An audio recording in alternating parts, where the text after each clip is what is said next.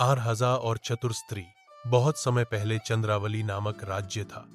वहां के राजा शौर्यसेन न्यायप्रिय और वीर थे। उन्हें अपनी शक्ति और निर्णय पर बहुत गर्व था।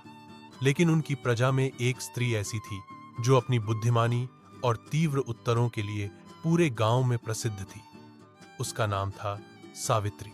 राजा की चुनौती। एक दिन राजा ने दरबार में कहा, मुझे सुनने में आया है कि मेरी प्रजा में एक सावित्री नाम की स्त्री बहुत बुद्धिमान है।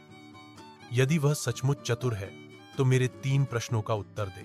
संदेश पाकर सावित्री दरबार में आई। वह साधारण वेशभूषा में थी, लेकिन चेहरे पर आत्मविश्वास था। राजा के प्रश्न। राजा ने पहला प्रश्न किया, दुनिया की सबसे तेज चीज क्या है? सावित्री ने उत्तर दिया, महाराज, विचार सबसे तेज है। एक पल में वह पूरे संसार का चक्कर लगा सकता है। राजा ने दूसरा प्रश्न किया, दुनिया की सबसे भारी चीज क्या है? सावित्री बोली, महाराज, हर्ण सबसे भारी है। इसे सिर पर लेकर कोई चैन से नहीं जी सकता। राजा ने तीसरा प्रश्न किया, दुनिया की सबसे हल्की चीज क्या है? सावित्री मुस्कुराई और बोली, महाराज, झूठ सबसे हल्का है। यह बिना पंख के उड़ जाता है और हर जगह पहुंच जाता है। दरबार का फैसला।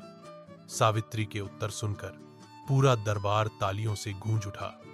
राजा शौर्यसेन स्वयं भी चकित रह गए और बोले, आज तुमने सिद्ध कर दिया कि असली बुद्धिमानी पद और शक्ति में नहीं, बल्कि सच्चे अनुभव और समझ में होती है।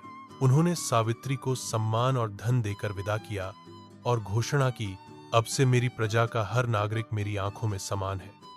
सच्चा राजा वही है जो अपनी प्रजा की बुद्धिमानी से सीख सके। शिक्षा।